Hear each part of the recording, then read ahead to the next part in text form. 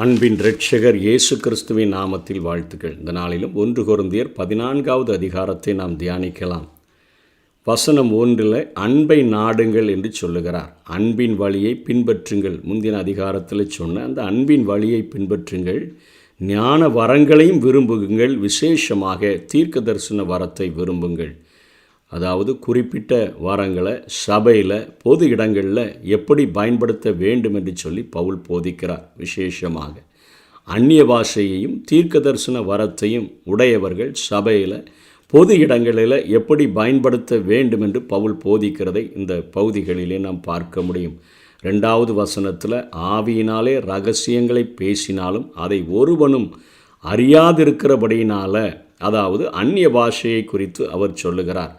நம்ம அந்த அந்நிய பாஷையில் பேசும்பொழுது இரகசியங்களை பேசினாலும் அவன் ஒருவரும் அதை நாம் அறியாதிருக்கிறபடியினாலே என்று சொல்லி பவுல் அப்போஸ்தலன் அந்த காரியங்களை எப்படி பயன்படுத்த வேண்டும் என்று சொல்லுகிறார். அப்போஸ்தலர் 2வது அதிகாரம் 4-11 வரையிலும் பேசப்பட்ட அந்நிய பாஷை என்பது அது வேறு. எப்படி என்று சொன்னால், முதல் முறையாக அந்த மேல் வீட்டறையில் 120 பேர் இருந்து கூடி ஜெபித்த பொழுது அங்கே ஒரு பலத்த காற்று அடிக்கிற முழக்கம் போல ஒரு பெரிய ஒரு சத்தம் உண்டாகி அவர்கள் இருந்த வீடு முழுவதையும் நிரப்பிற்றே. அக்னிமயமான நாவுகள் போல பிரிந்திருக்கிற நாவுகள் ஒவ்வொருவர் மேலாக வந்து இறங்கிற்றே.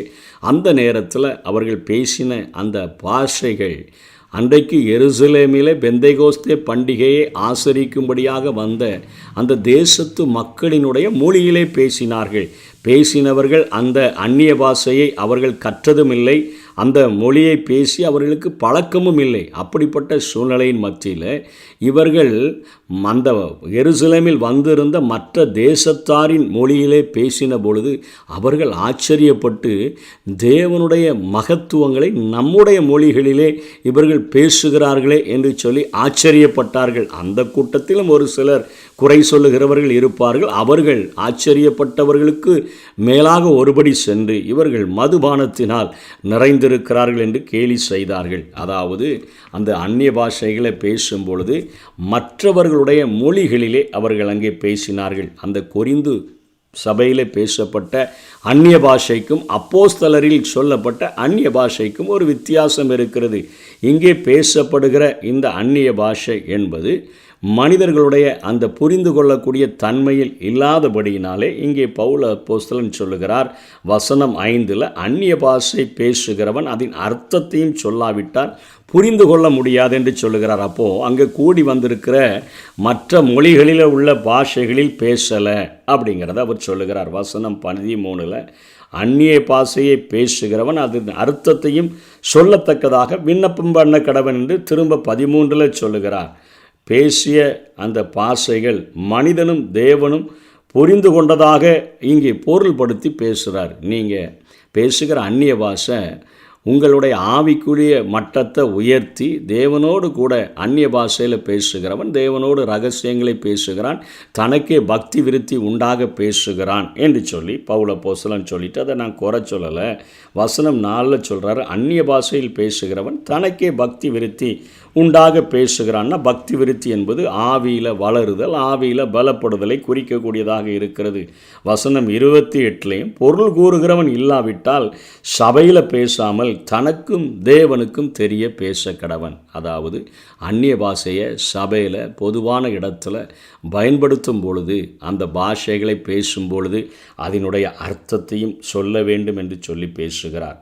5ஆம் வசனத்தில் அந்நிய பாஷை பேசுதலை பவுல் குறைவாக மதிப்பிடலை. சபையின் நன்மைக்காக தேவனுடைய ஆவியின் வெளிப்பாடு இருந்ததாக பவுலே அதை குறித்து போதித்துள்ளான். இதை தவறாக பயன்படுத்தக்கூடாது என்று மாத்திரம் அவர் கூறுகிறார். அர்த்தம் சொல்லப்படாவிட்டால் சபையில் பக்தி விருத்தி உண்டாகாது. ஆகவே இந்த காரியத்தை நீங்கள் செய்ய வேண்டாம் என்று சொல்லுகிறார். சபையில் பொதுவாக எல்லாரும் பேசி அர்த்தம் இல்லாதவன், அர்த்தம் சொல்லுகிறவன் இல்லாவிட்டால் நீங்கள் பேச வேண்டாம் என்று சொல்லுகிறார். 1 கொரிந்தியர் 12வது அதிகாரம் 7ஆம் வசனத்தில் 10ஆம் வசனத்தில் பார்க்கும் பொழுது இந்த அந்நிய பாஷை வரமும் ஆவிக்கினுடைய அனுக்கிரகம் என்று சொல்லப்படுகிறது. பற்பல பாஷைகளை பேசுகிற வரம் என்று அது நம்மை பார்க்கிறோம். ஆகவே 3-4 வசனங்களில் மற்றவர்கள் தீர்க்க தரிசனத்தினால் பயனடைவதனால அந்நிய பாஷை வரத்தை விட தீர்க்க தரிசன வரம் சிறந்தது என்று பவுல் இங்கே பேசுகிறதை பார்க்கிறோம். வசனம் 6 தேவன் ஒரு செய்தியை ஒருவருக்கு வெளிப்படுத்தி அதை கூட்டத்தில் உள்ள மற்றவர்களுக்கு கொடுக்க வேண்டும் என்று விரும்பும் பொழுது அந்த இரகசியங்களை வெளிப்படுத்த, அறிவை உண்டாக்க, தீர்க்க தரிசனத்தை அறிவிக்க, போதகத்தை போதிக்க, அதை புரிகிற மொழியில் சொல்லாமல் அந்நிய பாஷையில் சொன்னால் அதனால் பிரயோஜனம் என்ன? அதுதான் பவுலினுடைய கருத்து.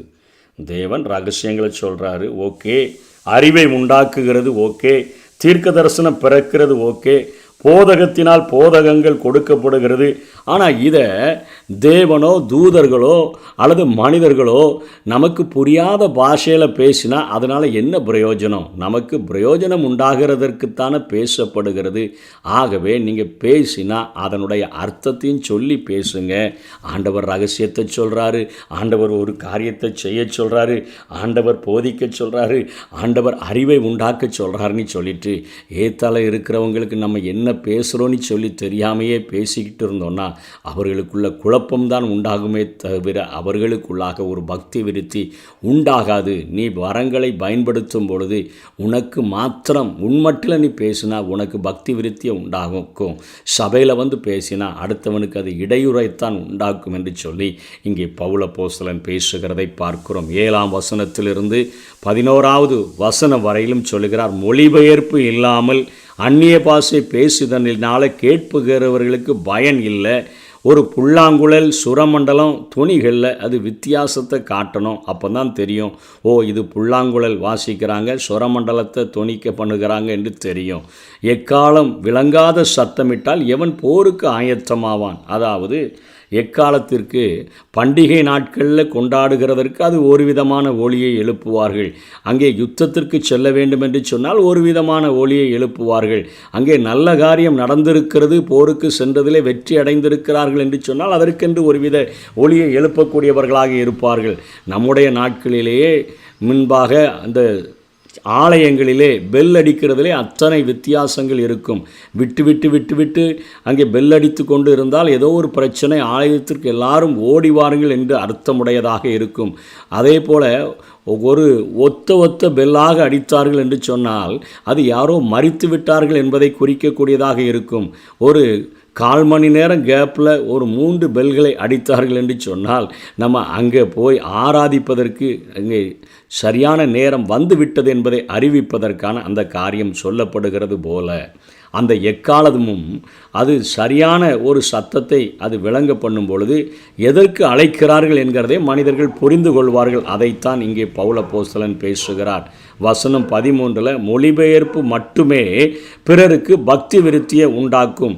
அந்நிய பாஷையில் விண்ணப்பம் செய்தல் ஆவி விண்ணப்பம் பண்ணும், ஆனால் என்னுடைய கருத்து பயனற்றதாக இருக்குமே என்று பவுல் அப்போஸ்தலன் 14-15 பேசுகிறார். ஏன்னு சொன்னால் நம்ம ஆவியோடும் விண்ணப்பம் பண்ணணும், கருத்தோடும் விண்ணப்பம் பண்ணணும், ஆவியோடும் பாடணும், கருத்தோடும் பாடணும்.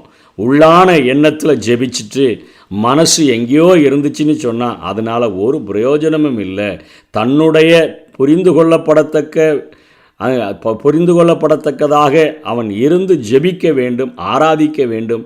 அவனுடைய மனதும் ஆவியும் அதில் பங்கு பெற வேண்டும் என்று சொல்லி பவுல் அப்போஸ்தலன் பேசுகிறார்.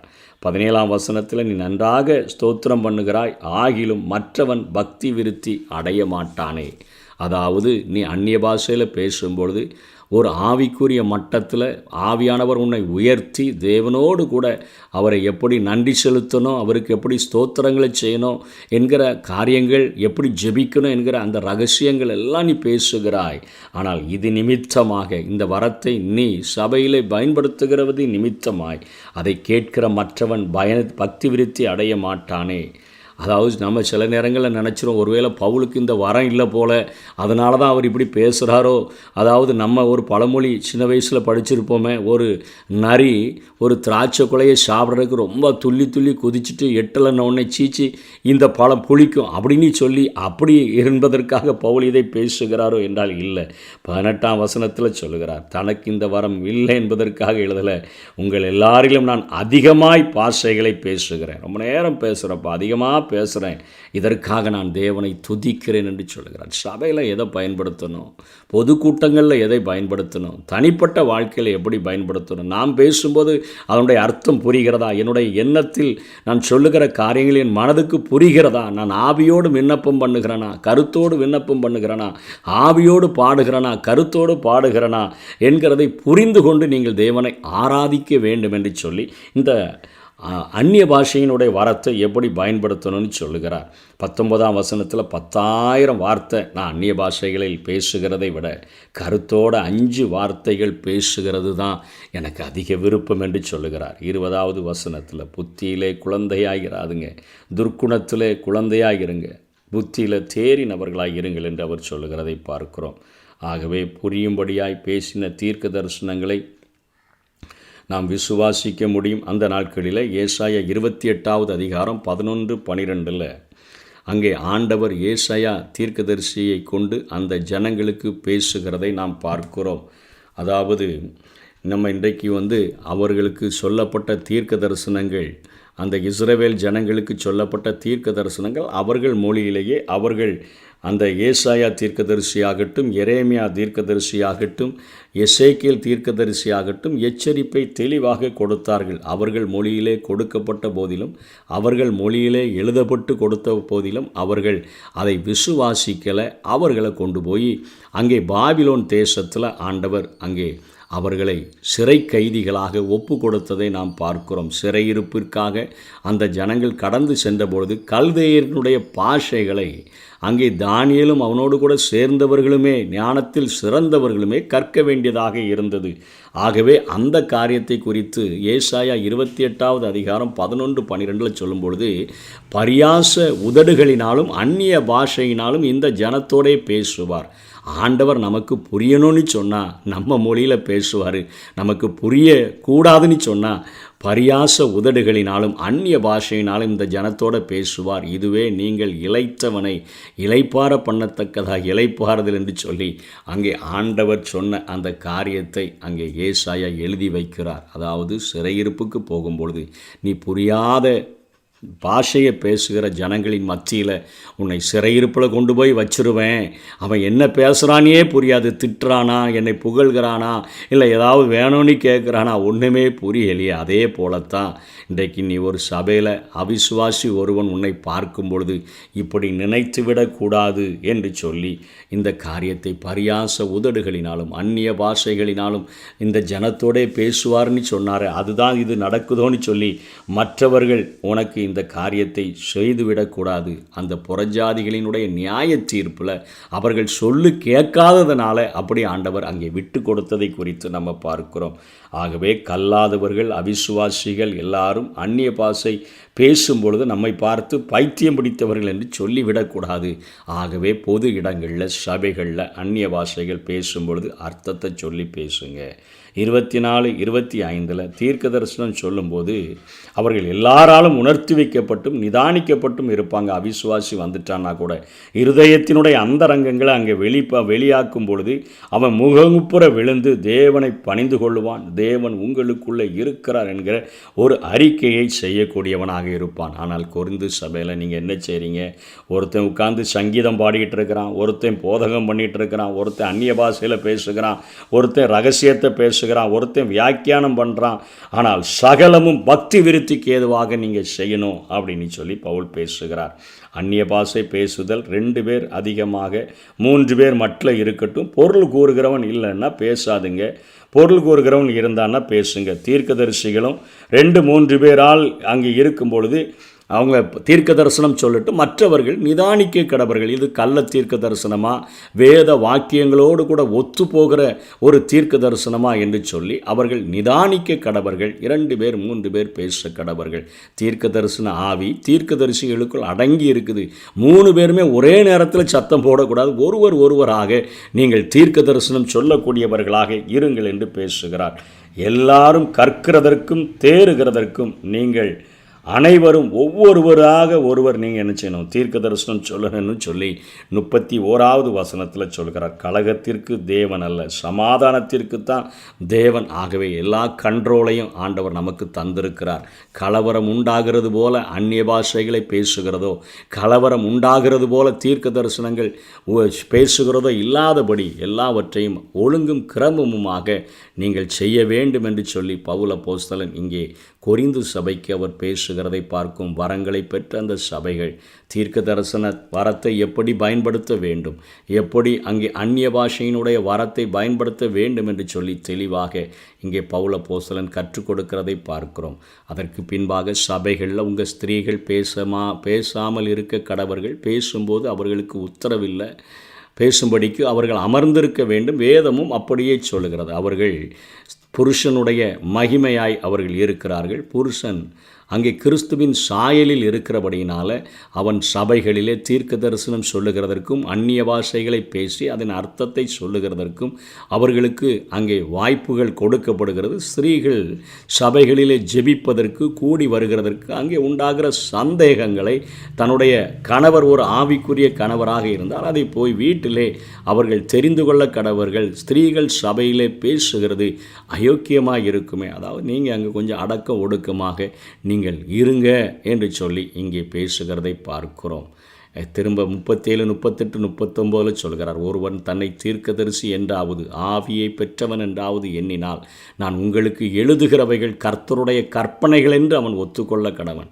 அதாவது உங்கள் சபையில் அவர் பவுல் இருக்கிறாருங்க, அவர் என்னத்தையோ எழுதிட்டு இருக்கிறாரு, நான் இப்படி தான் அந்நிய பாஷை இன்றைக்கி இருக்கிற மாதிரி தான் இப்படி தான் பேசுவாங்க, எல்லாரும் சேர்ந்து மொத்தமாக நாங்கள் கூச்சல் போடுவோங்க அப்படின்னு சொன்னால் வெளியே பார்க்குற அவிசுவாசி ஒருவன் சொல்வான், அவனுக்கு ஒன்றும் புரியாது. அவன் சொல்லுவான், என்னையா கலகம் பண்ணிகிட்டு இருக்கிறாங்க, பைத்தியம் பிடிச்சிச்சு போலன்னு தான் சொல்லுவாங்க. ஆகவே நான் சொல்லுகிற இந்த ஆலோசனையை எப்படி 10 கற்பனைகளை ஜனங்கள் ஏற்றுக்கொண்டார்களோ அதே போல கற்பனைகளாக இதை ஒத்துக்கொள்ள கடவன் என்று சொல்லுகிறதை பார்க்கிறோம். தேவனுடைய கற்பனையாக இந்த கடைபிடித்தலை நீங்கள் ஒத்துக்கொள்ளுங்கள் என்று சொல்லுகிறான். ஒருவன் அறியாதவனாக இருந்தால் அவன் அறியாதவனாக இருக்கட்டும். இல்லைங்க அதை எனக்கு விருப்பம் இல்லைங்க, நான் இப்படி தான் பேசுவேன், இப்படி தான் நான் கத்துவேன், இப்படி தான் நான் கலவரம் பண்ணுவேன், அவன் அப்படி இருந்துட்டு போகட்டும். இப்படி இருக்க சகோதரரே, தீர்க்க தரிசனம் சொல்ல நாடுங்கள், அந்நிய பாஷைகளை பேசுகிறதற்கும் தடை பண்ணாதிருங்கள், சகலமும் நல்லொழுக்கமாயும் கிரமமாயும் செய்யப்பட கடவுது என்று சொல்லி சபையில் பொது இடங்களில் எப்படி அந்நிய பாஷை பேச வேண்டும், எப்படி தீர்க்க தரிசனங்களை சொல்ல வேண்டும் என்று பவுல் தெளிவாக போதித்திருக்கிறார். இதை சபையின் மக்களாகிய நாம் ஒவ்வொருவரும் கடைபிடிப்போம். கர்த்தர் தாமே நம்மை ஆசீர்வதிப்பாராக. ஆமென்.